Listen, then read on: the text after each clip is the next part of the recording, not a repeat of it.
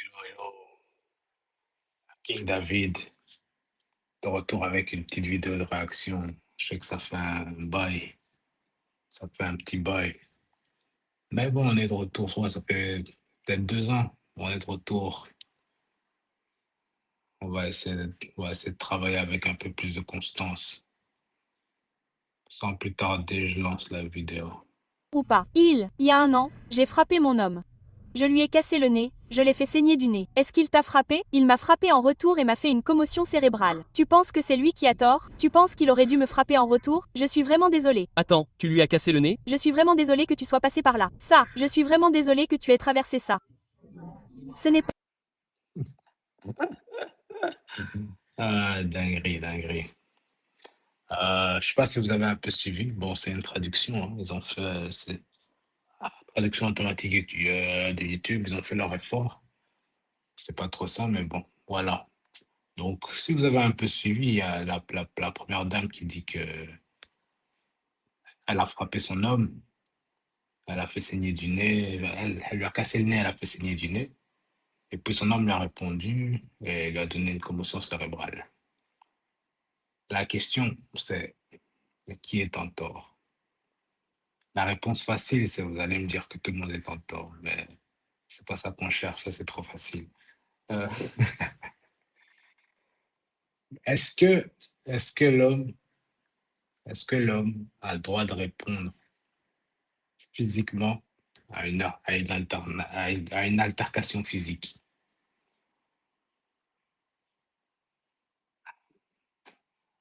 Ah, je garde ça pour après. Je sais pas si vous avez vu la dame, la deuxième dame qui réagit, qui dit: «Oh, je suis désolé pour vous.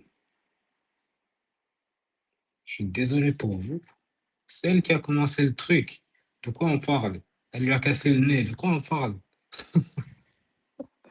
Je sais, aujourd'hui on est en 2025. L'homme ne frappe pas la femme, tout ça, tout ça, tout ça. J'ai entendu ça aussi. Mais j'ai envie d'avoir un raisonnement un peu logique. Parce que souvent on dit, c'est quand l'homme frappe la femme, quand la femme frappe l'homme plutôt, l'homme doit décaler, doit quitter la pièce ou doit quitter l'appartement, etc., etc. Ça semble noble, mais quand on réfléchit un peu logiquement, c'est-à-dire qu'à chaque fois que ça se passe, à chaque fois qu'elle, à chaque fois qu'elle te veut dehors, elle va te gifler, tu vois, toi aussi tu vas partir. Il faut réfléchir. Je pense que quand on pousse la logique un peu, je pense que ça n'a pas de sens. Honnêtement, je préférais que personne ne frappe une femme. Honnêtement, je préférais que personne ne frappe un homme. Que tout le monde garde ses mains chez soi et voilà, ça c'est le monde idéal. Mais dans le monde où tu vis avec une femme, pour les bons chrétiens, on s'est dit pas de divorce. Un jour, ça monte un peu, boum boum boum, schla, une bonne claque. À la femme qui met une bonne claque à l'homme. On dit quoi? Ici, on n'est pas politiquement correct. Ici, on parle vrai. Donc, s'il vous plaît, ayons une vraie conversation. On dit quoi? Ça se passe comment? Selon mon background chrétien,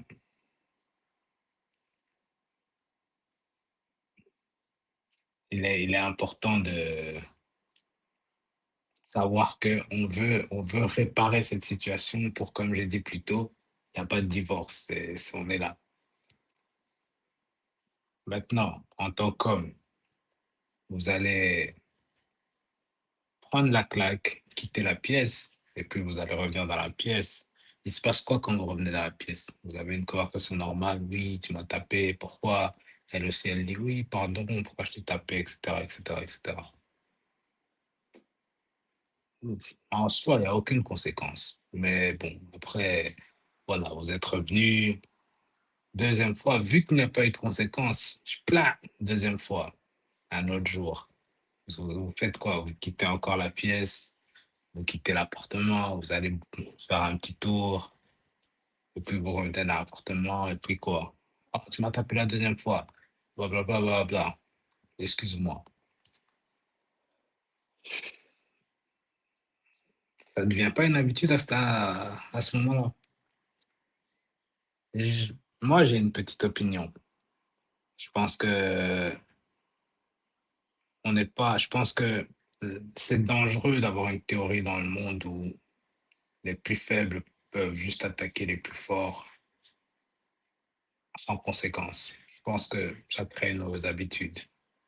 En même temps, ma Bible me dit faut tendre la gauche. En même temps, en vrai, je dois être le leader de la maison. En exemple, mais aussi en autorité. Hmm, je vais vous laisser réfléchir la prochaine.